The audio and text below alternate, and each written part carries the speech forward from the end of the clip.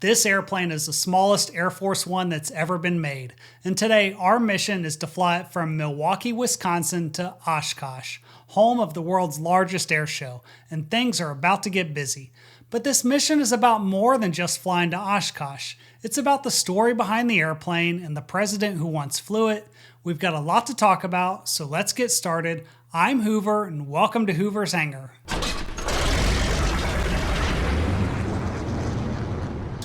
In order to accomplish our mission, we need to start by pre-flighting the aircraft, and the first thing you need to know is that this is a 1955 Aero Commander 560A, and it was one of the most popular executive transport aircraft in the 1950s.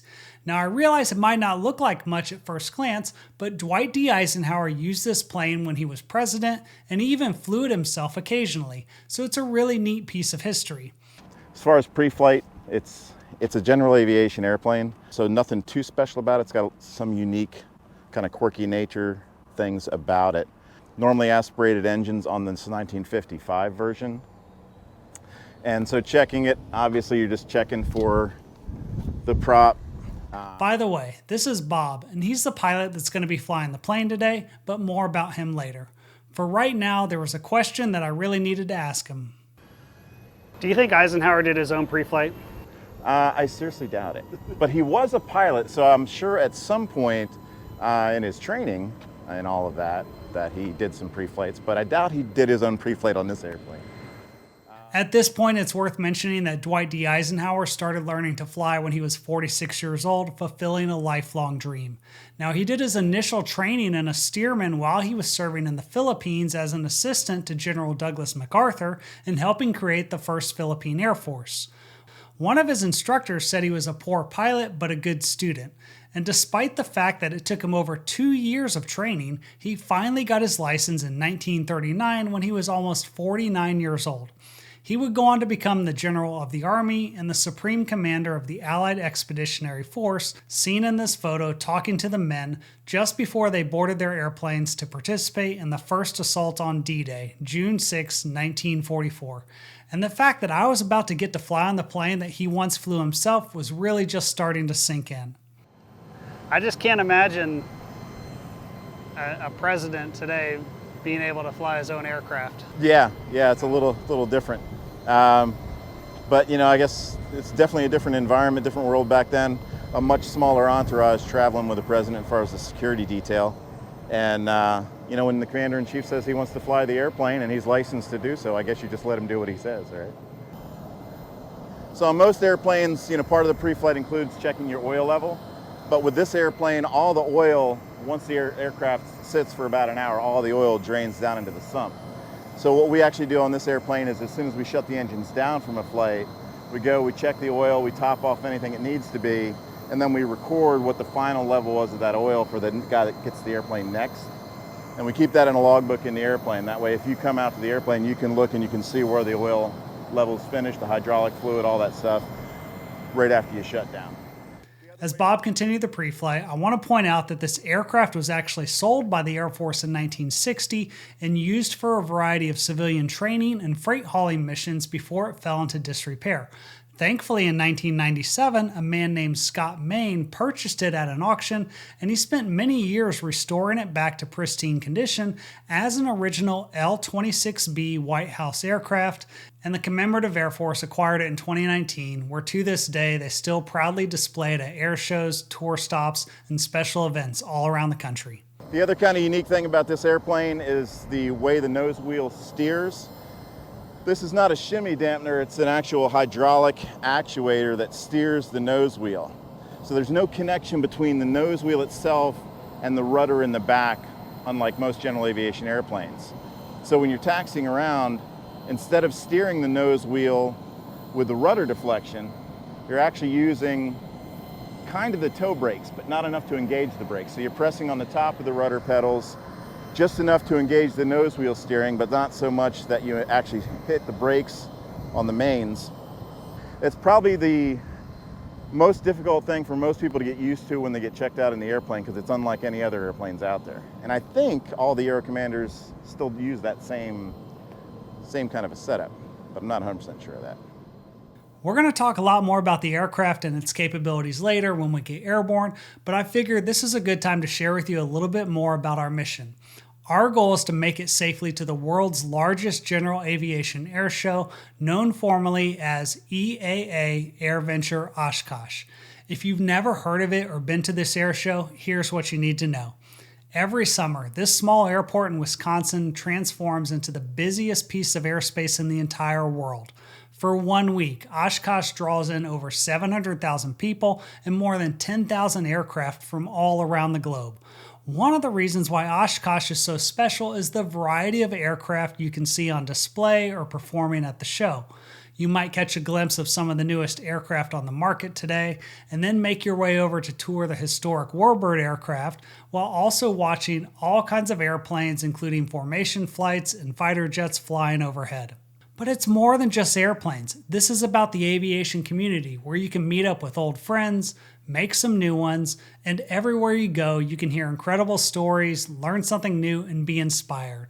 However, you need to be prepared if you're going to fly into Oshkosh because they have special procedures that you need to follow. Thankfully, this isn't Bob's first time flying into the show, but still, I was going to do my best to help out because we want to be as safe as possible. But now that you know more about Oshkosh, there's one more thing you need to know about this aircraft, and I still had a very important question to ask Bob before we started flying. So they bought 6 of these Aero Commanders that were specifically for the White House to use, primarily Eisenhower and family. But there were actually 13 purchased at that same time, a lot of 13. The balance of those were assigned to the Air Force for liaison aircraft, and they were used for, a lot of your other either Air Force dignitaries or other people, maybe cabinet officials in the White House and things like that. So there were 13 total, but 6 that were actually assigned to the White House. And this is number 5 of the 6 that were purchased, and it's the last one still flying. There's one that's in the museum, the Air Force Museum in Dayton, and my understanding is there's another one in a museum somewhere, not sure where. But this is the last one still in use, still in operation. Have you ever lost an engine? Not in this airplane. We obviously simulate single engine stuff as part of our training in the airplane, and it's a very docile airplane on one engine. So much so that legend says during the selection process, when they were bidding on an airplane to use for Air Force One in this capacity for Eisenhower, manufacturer, this Rockwell, took the propeller off of the airplane, put the propeller inside the airplane, and then flew the airplane across country with one engine the whole flight, just to show how good it would perform on a single engine. All right, now that we're done with the pre-flight, it was time to take off to begin our journey to Oshkosh. And even though I'm not the one flying the plane, this is still going to be my chance to experience for the very first time how busy the airspace is and what it's like to fly into the world's largest air show. And even though the Aero Commander wasn't on my original list of aircraft to fly, I was very grateful for the chance to add it to the list, and I'll be able to cross it off once we land.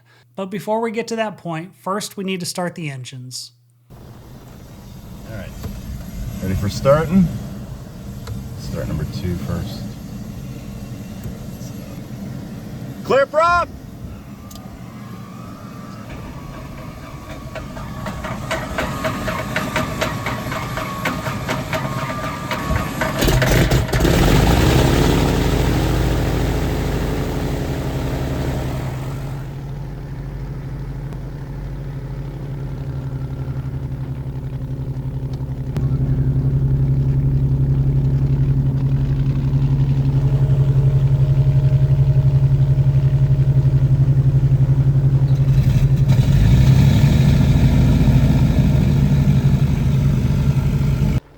So when I dreamed about flying into Oshkosh for the first time, I never imagined it would be an Air Force One. Right? How about that? This is so awesome. I mean, to think that, you got Eisenhower, Nixon, people flying in this aircraft. 70 years ago, essentially. Yeah. It's pretty neat. I mean, the history of the whole airplane, it kind of hits you just like it did with you when you're talking about, the first few times that I flew it, you start thinking about, who flew the airplane, who had their hands on the controls and all that. Yeah. And then you kind of relive that through your passengers as well. You know, every time you take somebody for a ride, it's kind of like as airline pilots, we sometimes take for granted kind of the thrill of flight. And it's cool to see that in your passengers, but then also, like, you know, I keep my CFI current, so periodically take somebody for a ride or something like that, especially a young person, and it's invigorating, you know, it kind of rejuvenates you as far as, yeah, this is really cool, right? This is really fun. But, yeah, I mean, airplanes like this, they're so unique. When I first joined the CAF, yeah, we were kind of expecting the main reason that I did it, you know, I was looking to, you know, fly some T-34s, T-6s, maybe work your way up to a Mustang, right? Kind of the really cool stuff. But after flying something like this, and then you get really into the organization, and you start really thinking about that history of the airplane and how unique they are and how rare some of them are. Yeah. Like, I am just, you know, I want to fly all of it, right? So, I mean, I've already talked, you know, with some people about, you know, how do I work my way up into the bomber group and stuff like that. Because there's just so few of those, and then this airplane, there's literally the only one. Well, the best part, I think, as a volunteer is you don't have to buy the airplanes to do it. It is, I mean, you know, you can get into a Mustang, you know, you sponsor aircraft that you want to fly for, there's a little bit of a payment involved in that, but it's you know, a minute fraction of what it would cost to actually buy something like that and own that and operate it. So yeah, it's a really rewarding organization. I highly recommend it. I wish I had found it 10 years ago. Yeah. All right, let me give Clarence a call here. Yeah, we'll get out of this guy's way. Just to clarify a little bit of what Bob was talking about, the airplane we're flying in today belongs to the Commemorative Air Force, or CAF, and they're a nonprofit organization dedicated to preserving and flying historic military aircraft. Now, if you've ever seen a historic bomber or maybe a World War II fighter airplane flying in an air show, it was probably thanks to the CAF, because their mission is simple: keep history alive by letting people see and experience it in the air, not just in a museum. But we're going to talk a lot more about the CAF later.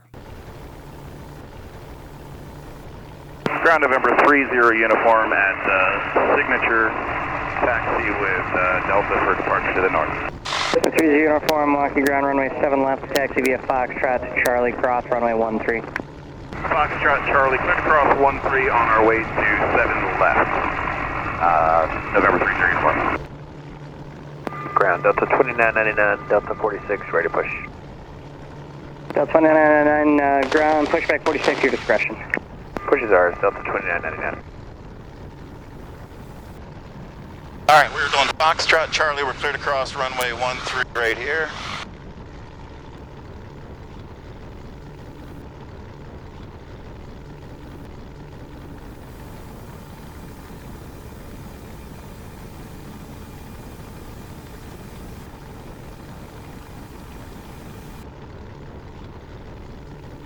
That's my departure freak. Clear to cross. For planning purposes, we're going to get Clear you left, outside clear of right. Charlie and then unable flight following outside of the Charlie. 30 uniform, did you copy that? I'm sorry, say again for 30 uniform? Just a heads up with Oshkosh going on. We'll get you outside of the Charlie, then unable flight following once you get outside of the Charlie. Yeah, no worries on that. That sounds great. 30 uniform. Okay. As we continue to taxi out to the runway, it's worth pointing out that this aircraft is equipped with two Lycoming GSO 480 engines that each produce about 295 horsepower. And on average, they each burn about 15 gallons per hour of fuel. But we'll get more into the details about the aircraft performance during the flight. For right now, the last thing we needed to do before we took off was our run-up checks. If you're not familiar, this is where you increase the power on the engines and you go through a series of tests to ensure that everything is working like it's supposed to. And in case you haven't noticed already, I just want to point out how Bob is being very disciplined about using the checklist. Even though he has a lot of experience as a pilot and has flown this aircraft quite a bit, he still takes the time to go through every item on the checklist just like you're supposed to. All right, set up for takeoff here. We'll do a quarter flat for takeoff. Trims are set where we want them. Flight controls. 3560 taxi Delta Office Charlie 19, we're set up for 7 right. 3560, Make sure you're set, props are set where we want them. Once we're clear, we'll turn the boost pumps on, the strobe lights on, and I'll close my window here in a second. Everybody all ready? Ready to go? All right. What's your Typical, like your V1 and rotate what you normally rotate at. Yeah, so we rotate in this thing about 80 knots. We don't really have a V1 per se, because, you know, should be a little bit better for you. this thing only needs, even at the highest, like highest heat, highest altitude, I can take off in less than 2,000 feet. So typically only about 1,000 feet is kind of your roll. Direct Echo Lima So it's pretty benign in that respect. And then we'll climb out. Roger. Kind of like best cooling and all that's about 130 knots. I'll climb out probably about 110 initially and get up, and then we cruise around 150 knots. Okay. First thing that I'll do right after takeoff, after getting the gear up and the flaps up, November, turn 20 is we'll initially pull these props back just to get it away from the red arc there a little bit, put it about the middle of the yellow. And then the rest of our climb, if we were doing a long duration climb, we'd climb at about 2750 RPM. Okay. And then at cruise, we just put them at 25, and they stay at 25 the rest of the time. Milwaukee Tower, November 30 uniform, holding short 7 left, ready for departure. 30 uniform, sorry, ground was a little busy. Turn left on course, runway 7 left, cleared for takeoff. Left turn on course and cleared for takeoff 7 left. Aero Commander 30 uniform. All right, lights coming up, fuel pumps are on. Final is clear, runway's clear. Where to go?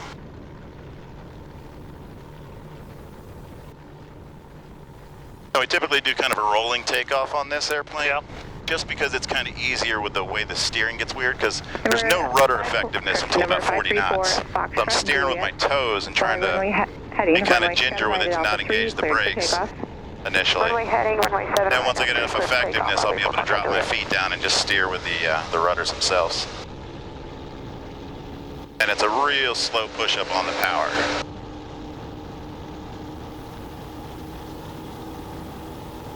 All right, airspeed's alive, everything's in the green. All right, it's about 80 knots, starting to rotate. And we've got positive rate of climb. Here's coming up.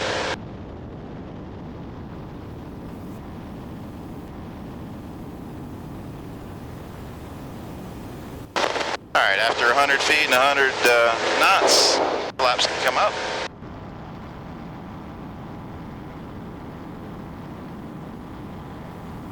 And I'll bring the props back just a little bit.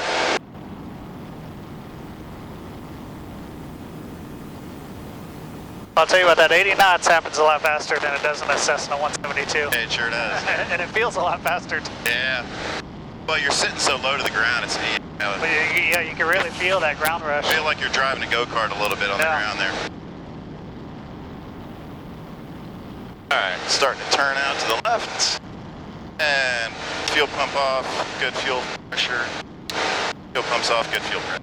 As we started to make our way up the coast and out of the Class Charlie airspace, I couldn't help but imagine what it must have been like flying this airplane 70 years ago when it was brand new, with President Eisenhower behind the controls. Keep in mind that an Air Force pilot was always flying with him, but still, I don't think there's any chance they would let a president fly an airplane today. Either way, it got me thinking about how cool it would be to fly on Air Force One today. And who knows, maybe one of my viewers can help me out and make that happen. Yeah, it's a pretty sparse layer, and then look, you can see it's kind of doesn't go very far either. Yeah.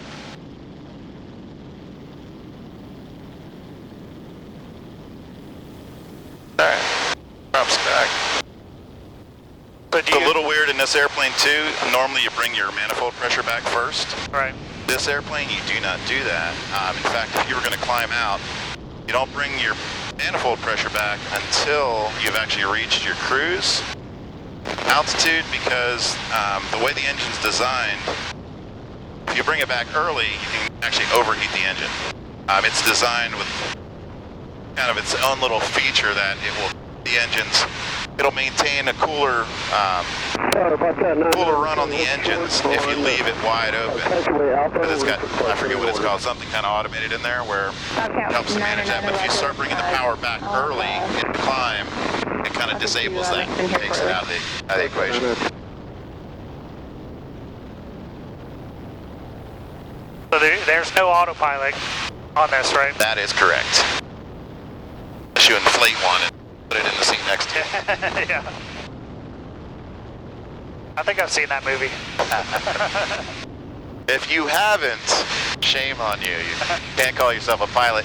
Unless you've got hotel pens in your bag and you've seen airplanes, you're not really a pilot yet. Alright, now I'm going to cruise this back here a little bit slower than normal just because we're got a little bit of time to kind of kill. We're not in a hurry to get anywhere. Once we get outside of there, Charlie, I'm going to kind of do whatever we want here. Has Tower pushed you over to departure yet, or? You know, they did. Tower, you want 30 uniform over to departure? Number 30 uniform, negative. Radar services terminated. Squawk VFR frequency change is approved. They will not be able to take you VFR northbound. Okay, yeah, no worries. I just wanted to make sure they didn't want to talk to us till we got out of the Charlie. All right, you have a good day. We're squawking VFR 30 uniform. Good call. American 2581, turn left onto runway 1 I mean, right. that's one of the things as you know as a pilot, you know, Right, ground 18, you'll go like during a flight and it's like something was supposed to happen. Yeah. You know, like. Yeah, that was good. By the way, what we're talking about here is typically the tower controller will direct you to contact departure on a new frequency as soon as you head away from the airfield. But the reason that didn't happen is because we're flying VFR and because there are so many aircraft heading up to Oshkosh, so it's not possible for the controller to provide VFR flight following services. So essentially we're on our own at this point and we don't need to talk to anyone. Yeah, so when we talk about the history of the aircraft, this was originally, my understanding was essentially sanctioned or sought after by Eisenhower as a replacement for, or another option instead of using helicopters. Yeah, exactly. I mean, for long hauls, they used a Constellation, obviously, was his Air Force One, and it was the first aircraft designated Air Force One, was the Connie. But they needed something for, shorter flights because I think the biggest driver for it was the family farm that they purchased in Gettysburg, which was kind of his Camp David retreat, if you will. They needed a way to get there without a several hours long motorcade. And from what I understand, they actually took him up in a helicopter to see what he thought of it. He said, no way. Came down in a ball of sweat. It was like, all right, that's not going to work for me. So they put it out there for bid to a couple different aircraft manufacturers to find something that farm in Gettysburg, that's a grass strip. So it needed short field capabilities, be able to land on grass pretty easy. And then fairly easy to get in and out of. I think was probably the biggest driver, one of the biggest drivers for picking this airplane over some of the other ones that might have been in competition, like a Pipe or something like that, where you got to climb up on the wing. Obviously, making the first lady climb up on the wing of the airplane is just not... It's not going to happen. It's not going to happen, especially in 1955. So... Well, now, I guess, helicopters back in the 1950s were just still kind of in their infancy. They were, yeah, very much. So, not only was it not necessarily the most comfortable ride that he had ever had, or that, but they were just really not a proven technology. I don't think anybody felt really that safe putting the commander-in-chief. In full transparency, Eisenhower was the first president to ride in a helicopter, but that didn't happen until 1957, almost 2 years after he had been using the Aero Commander. And what you might not know is that the use of helicopters for presidential transport was allegedly Eisenhower's idea. And in 1958, the Army and the Marine Corps initially shared that responsibility with the helicopters referred to as Army One and Marine One. Obviously back then he did not have, the GPS and all the advanced avionics, some of the upgrades that have been made to this, but it looks like some of this is original to the aircraft though.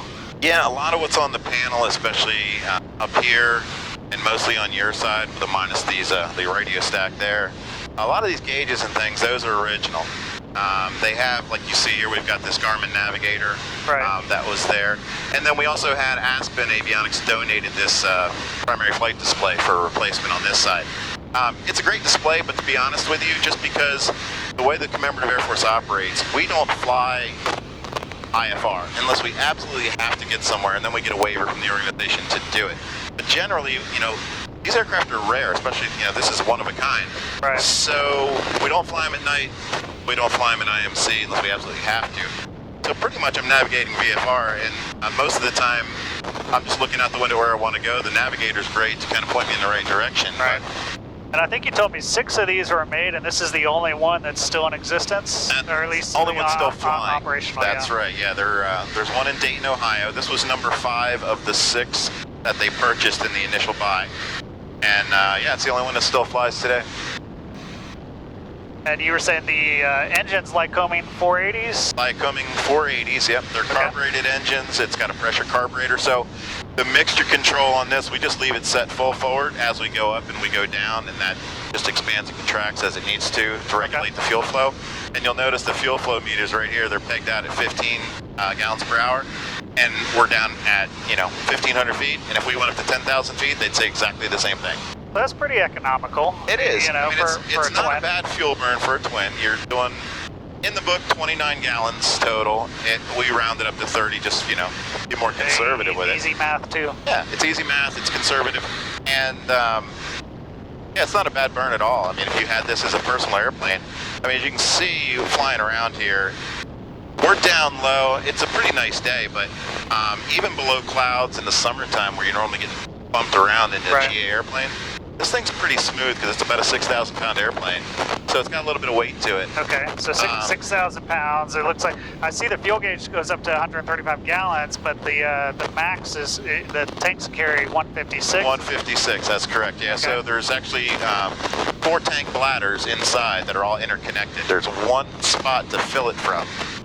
Okay. And we can max it out to 156 gallons. The gauge won't show above 135. And as far as, managing your fuel and stuff, right, fuel gauges only have to be accurate when they're empty, right? So there's a little bit of a trust but verify. There's no way to stick the tanks in this. So every time we fly, we kind of know where we're starting at, or we assume it's correct where we're starting at. We've taken it up where you fill it completely up, fly it for a few hours, and look and see if it's now kind of accurate. Once it gets below that 135 mark, is it where it should be based on where we started at? Right. But we've done that multiple times with it, and we feel pretty comfortable with it being fairly accurate with that. Well, and the thing is, you're never pushing it to the limit, right? We don't, where you're counting on that last drop. That's right. To make your trip. We don't typically fly this airplane. We wouldn't want to let it get below about 40 gallons. 40 gallons would give us a little bit more of an hour's worth of reserve.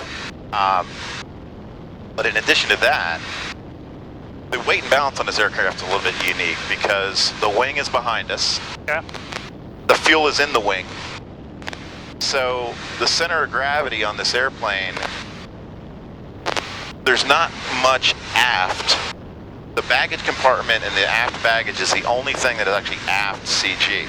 So if you're trying to actually push your CG load aft, you got to put stuff in the baggage compartment. This airplane, there was some lead weight that was added to the tail to try to give it a better CG, because if you're flying out here with 2 big adults, 2 200-pound adults up front, right, no real baggage of any kind in the back of this airplane, once you get below about 30 or so gallons of gas, you can actually run out of CG. There's not enough CG to allow you to raise the nose anymore because you're too nose forward because all your weight's up here. So that's something just to keep in mind, in addition to factoring in your useful load based on passengers, baggage, and fuel as far as total weight. It's real important to think about the CG not just when you take off, it's when you land this thing. So it's a 6,000 pound max gross weight, or yeah, just a hair under 6,000 pounds. Okay. Yep. And then with a full tank of fuel, what's your basically payload capacity? So if you run the numbers on it, if you don't have much for baggage, you can put 2 adults up here, and you can go full fuel. You'll be right there at it. Okay. If you start adding much for baggage, like Tyler and I did flying it up to Oshkosh, then we took some gas out. I think we had it down around 120 or so gallons of gas. So you're taking yourself from about a 5-hour cruise to more like a 4-hour cruise. And then in reality, with your reserve, you're really 3 hours in the air. Okay. So even though it's pretty roomy in the back, you're kind of limited on what you can carry. You are in this particular model.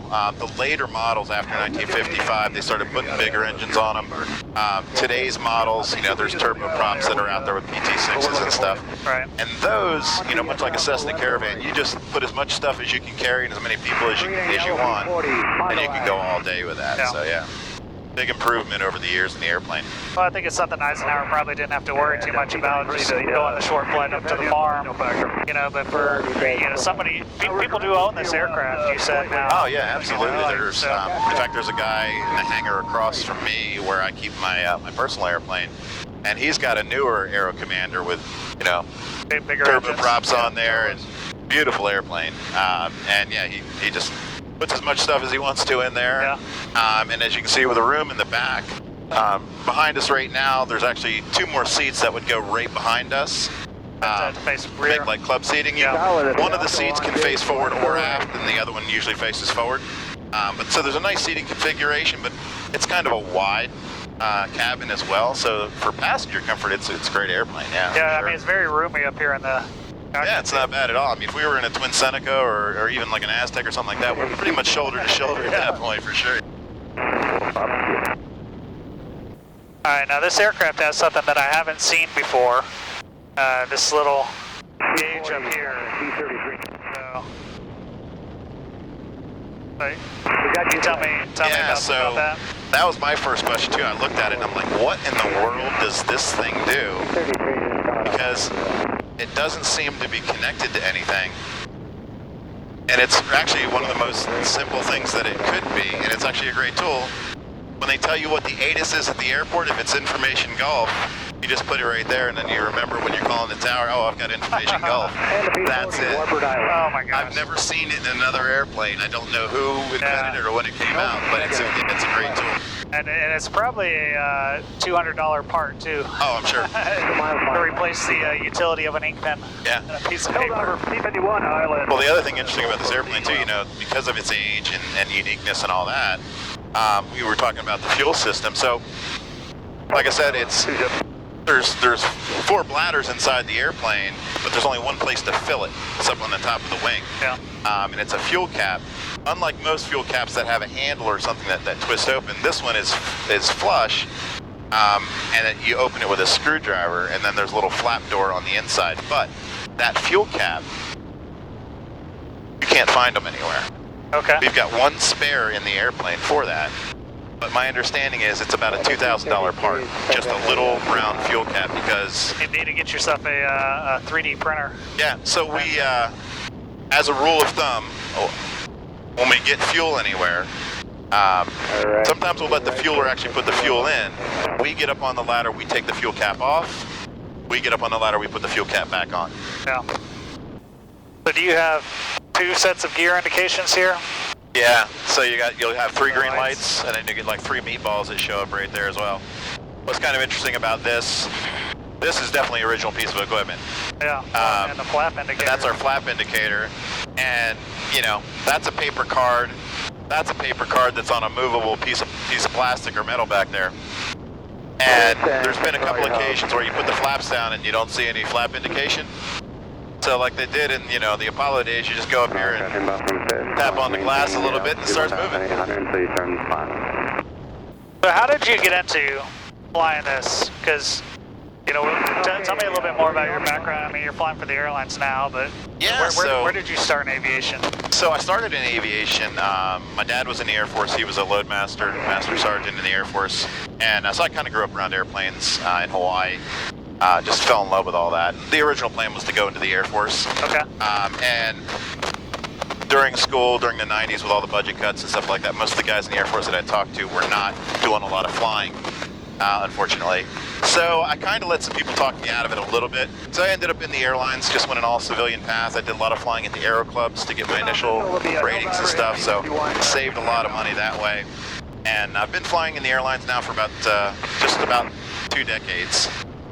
And probably in the last 4 or 5 years, finally got things settled in life as far as the kids got older, everybody's got what they need, so it was kind of my turn to buy something that I wanted, So I bought myself an airplane, bought a little Piper Aero that I fly around, take it to Oshkosh and things like that, and I'm always looking for something fun to do with the airplane. And I stumbled on a Facebook post from the Tampa Bay wing of the Commemorative Air Force for a poker run. Just something fun to do. It's a fundraiser, right? You pay $50 to go do it. So I did that, and it was fun. And I didn't know much about the organization at the time. But after I signed up for it, I dug into their website a little bit.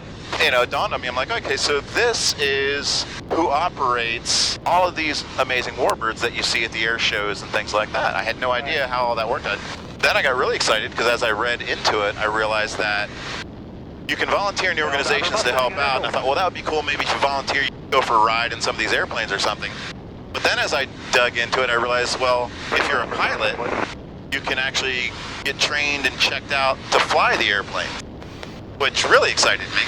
At that time, the Tampa wing, they had a Fairchild PT-19, which is a open cockpit trainer, which they still have.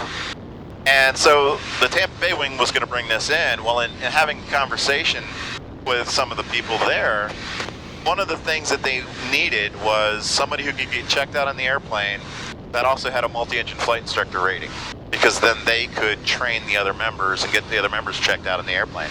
And I fit the bill for that, among a few others. So I just gave them my schedule and said, if my schedule's better than somebody else and you need it done, give me a call. I'm happy to help out. And so the next thing I knew, back in March, they had me fly out to Dallas. I got checked out in the airplane. And our mission is basically just to keep history flying like this. It's great to see airplanes like this in a museum when you see them. But it's also, as a pilot, it's a little painful to see them just sitting there. You almost feel bad for it because you know it wants to get back in the air. So it's great that we actually get to do this. It's fantastic. I just want to take a second to share with you that the Commemorative Air Force was started back in 1957, and today they operate a fleet of more than 175 aircraft spread across units all over the U.S. But what makes the CAF so special is these aren't just static displays. They tour the country, they give rides, and they let veterans reconnect with the past. However, the only reason this is possible is because of the countless men and women that volunteer their time and their money to keep these historic aircraft flying. And even though they didn't ask me to do this, I'm going to ask you. If you believe in the mission of keeping aviation history alive for the next generation while also honoring veterans, then you should consider scanning the QR code on the screen and making a small donation to help support the organization.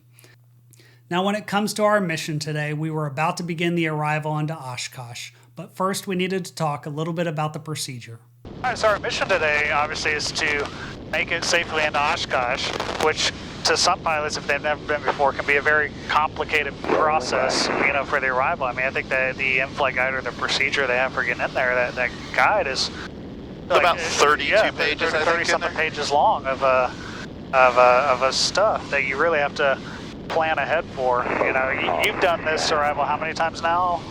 So the Warbird arrival, this is the first time I've done the Warbird arrival, but I've done the Fisk arrival, I think, 4 times now. Okay. And the Warbird arrival is a little bit more straightforward, but the process, the concept is kind of the same. You listen to the ATIS to find out which runways they're using and where they're starting the arrivals from. And then you find out your arrival point. And then as a VFR pilot in your private airplane, you just head to that point, that waypoint, get at the right configured airspeed and altitude for the notice. And then you join up and just follow the airplane in front of you at that point, keeping about a mile spacing all the way in. And then the other thing to keep in mind too is, once you got the arrival down, then look at based on the ATIS of the day and which ways they're landing, look at the 2 runway possibilities that you might get, and make sure you look at the go-around procedure for that.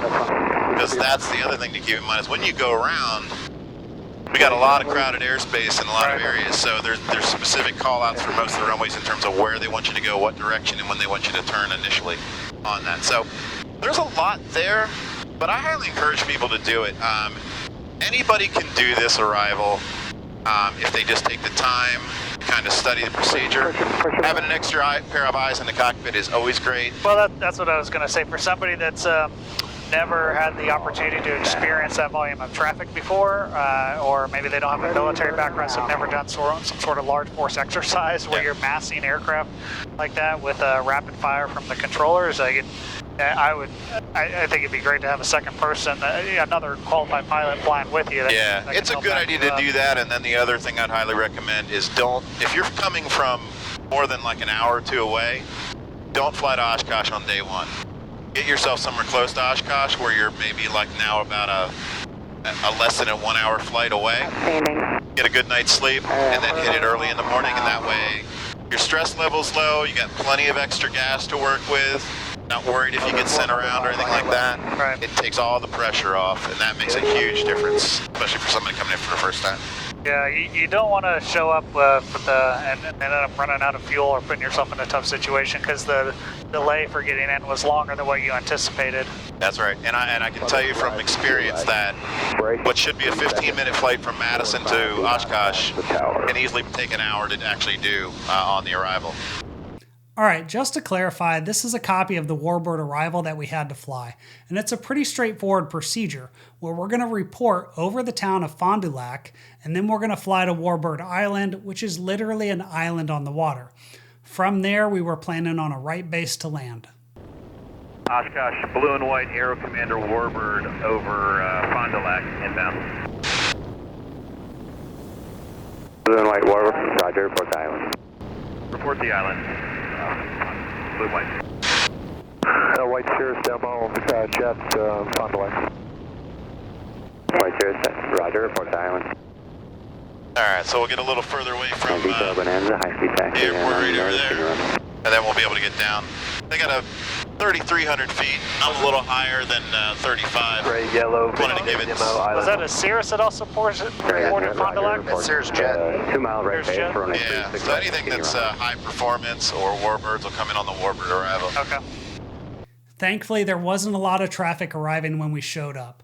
First of all, that was because this was early Sunday morning, right at the start of the week-long air show, but also mainly because this arrival procedure is only for Warbirds and high-performance turbojets and turboprops, whereas the majority of traffic was doing the Fisk arrival, so we never got to hear all the congestion that sometimes happens on that frequency. Regardless, we were almost at the island, and I'll give you my final debrief in just a minute. Blue and white Aero Commander, Warbird Island. Blue and white Air Commander, Roger. Report a 2 mile right base, running 36 right. 2 mile right base, 36 right, Aero Commander. Alright, right base, 36 right. I see the Vision Jet over there. On my 36 right liner, flying for the red square, and high-speed taxi to the end. Alright, land on the red square, high speed taxi to the end.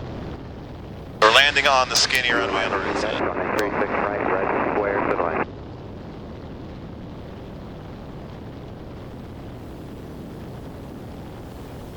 Alright. Nice, we're done with it. Now you can go down to 1800. Yep. Thanks. Yeah, see, this is where the additional pilot comes in handy to back you up on the procedure. It's not my favorite, truthfully. Alright, pumps are on. Coming in. Great here.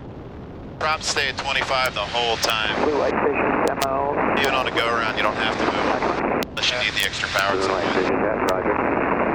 Right, 2, question mark 36 right, red square to land. Yeah, because you want to be eyes outside flying the aircraft and watching out for other aircraft. Let him back you up on the altitudes and the procedure. 10 jet, Roger, Port the island. Vision jets on the right side, you're all doing a great job. Clear land on 36 right, the red square. All right, high gears speed coming taxi down. to the end. Hang on. You want to film it? There you go. There you go. And then we lock this little gear lock right after we put it down. Aircraft inbound from 3 green, 3 meatballs. Let's see, 1, 2, 1,800. 3 in the nose. Final. You got opposite direction traffic on the parallel runway.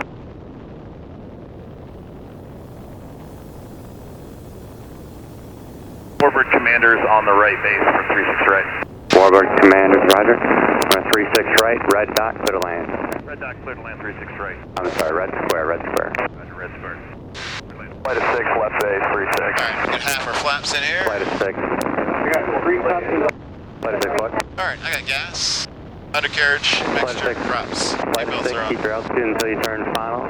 36 left, the left side of that runway, you're clear to land after the yellow dot. And we've been cleared to land on the right side. Cool. What's your landing speed typically? About 90 knots on Alright, my flight is 6. I have coming in on 7 of final. you. I'm not sure who's And just gonna bleed keep it off. spacing. The RV in the back. I got one in the middle with a gear up. Big difference in this airplane because it's a geared engine. Don't pull the power to idle. Okay, I'm the RV in the back. So it's a little faster than kind of what you normally see on a landing in GA. Because you're going to kind of fly it onto the runway with a little bit of power just to keep the engine driving the props, not the wind. Pushing back the other way. Here's rolling in. A flight up there. Alright, we're gonna hit the red square down. Traffic, 12 o'clock. Same altitude, 1 mile. Aero Commander, runway 36 right, red square, clear to land. Clear to land, red square, Aero Commander. Traffic on, use caution for traffic on opposite base. Got it. Okay, when it comes to my final debrief, first I want to thank Bob and the CAF for giving me the opportunity to experience all of this. I'll admit that it was a little surreal to find myself sitting in Eisenhower seat, flying in the smallest Air Force One to the world's largest air show. Regardless though, this flight was a lot of fun, and I could imagine the president hopping in this for short trips to and from the family farm in Gettysburg. And I also want to say that Oshkosh itself is an amazing event, and if you haven't been there, I hope you get the chance to make it one day, even if you're not a pilot. Flight to floor, we'll pick you up. Then I'll just fly down there until we hit the red square. On the runway, nice job. Go ahead and make a left turn into the grass, please. Traffic right behind you. Got you down. Yep, we're good. Back to the left. On that flight on the runway, on the 36 left, on the left side, make the left turn. Air Commander on the right side, high speed taxi to the end. To the end. Now that we've landed, we can finally call the mission complete and cross off the Aero Commander on my list of aircraft to fly. And who knows, maybe one day I'll get to fly in the current Air Force One and tell you all about it. But until that happens, be sure to watch one of my other adventures on HOOVER'S Hangar by clicking on the video on the screen, and thank you so much for your support.